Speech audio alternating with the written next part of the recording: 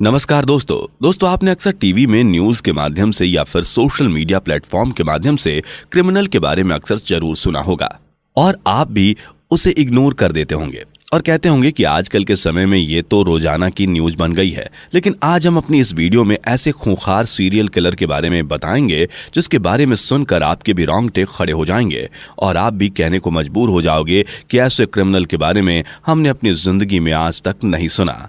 Video शुरू करने से पहले यदि आपने हमारे यूट्यूब चैनल को सब्सक्राइब नहीं किया तो सब्सक्राइब कर लें और बेल आइकन दबा दें ताकि हमारे हर नए लेटेस्ट वीडियो की नोटिफिकेशन आपको मिलती रहे। तो चलिए दोस्तों शुरू करते हैं वीडियो। बने रहिए हमारे साथ वीडियो के अंत तक। साल 2006 20 अक्टूबर के दिन साउथ दिल्ली के हरिनगर पुलिस स्टेशन में सुबह अचानक से फोन की घंटी बजती है और उस समय ड्यूटी पर तैनात पुलिस अधिकारी फोन उठाता है।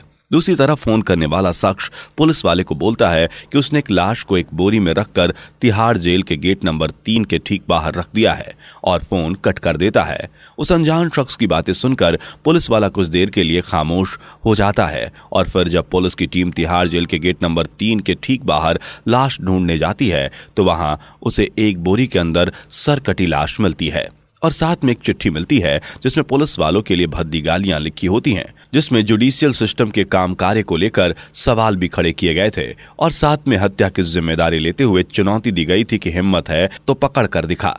जैसे तैसे इस केस की छानबीन शुरू होती है और करीब 6 महीने बाद जब पुलिस वालों को कुछ सुराग हाथ नहीं लगता तो वो इस केस को बंद कर देते हैं। लेकिन ठीक 6 महीने बाद 2007 के अप्रैल महीने में दोबारा से सुबह तिहाड़ जेल के गेट नंबर 3 के ठीक बाहर उसी तरह से सरकटी लाश को एक बोरी में रखा होता है और लाश के साथ एक चिट्ठी होती है जिसमें पहले की तरह ही पुलिस वालों को गालियां और जुडिशियल सिस्टम में काम कार्य को लेकर सवाल खड़े किए गए थे। इसके बाद दिल्ली पुलिस वालों के होश उड़ जाते हैं और पुलिस फिर से 6 महीने पुरानी फाइल को खोलकर और नए वाले केस दोनों का एंगल मिलाकर छानबीन शुरू कर देती है।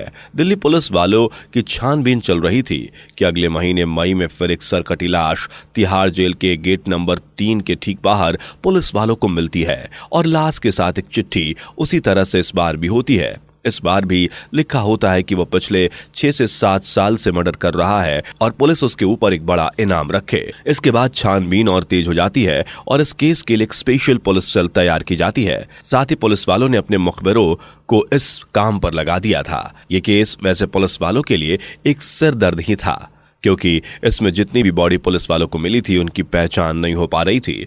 लेकिन तभी अचानक से पुलिस वालों के हाथ एक सबूत लगता है जिसकी मदद से पुलिस वाले एक डॉक्टर से मिलते हैं जिसके पास एक शख्स काफी समय से उसके क्लिनिक में आता था।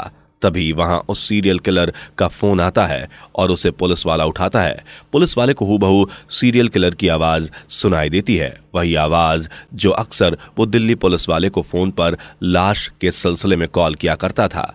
तब छानबीन और तेज हुई और दिल्ली पुलिस वालों को पता चलता है कि उस सीरियल किलर की एक बार डॉक्टर के किसी परिजन से लड़ाई हो गई थी।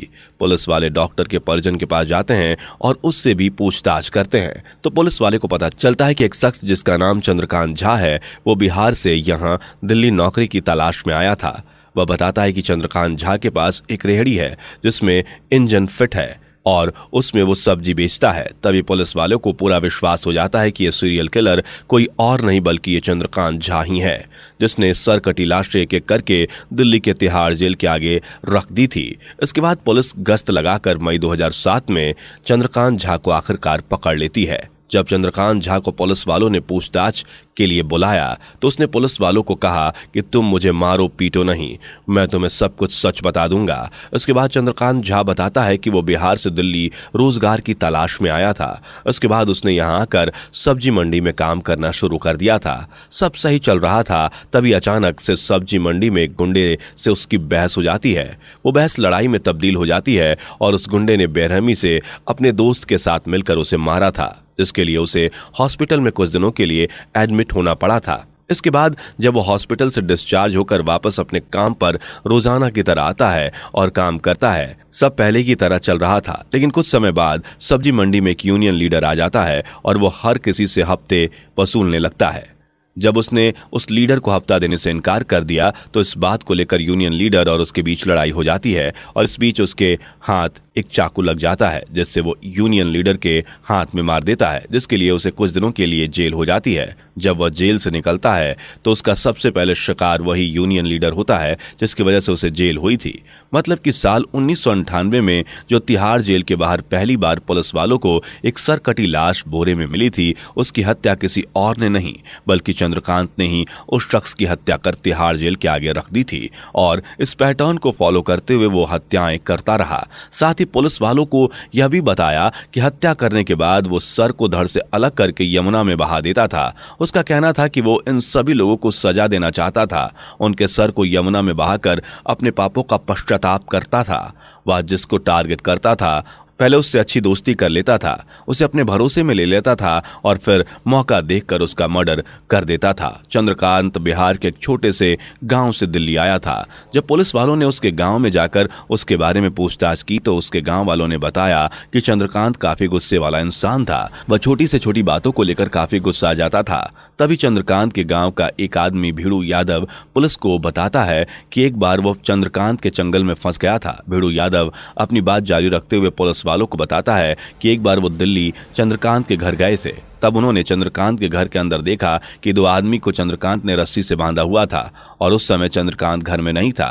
उसने उन दोनों को रस्सी से खोलकर चंद्रकांत के चुंगल से आजाद करवाया था, लेकिन वो पुलिस वालों को इसके बारे में बताता उससे पहले ही चंद्रकांत झा को दिल्ली पुलिस ने गिरफ्तार कर लिया।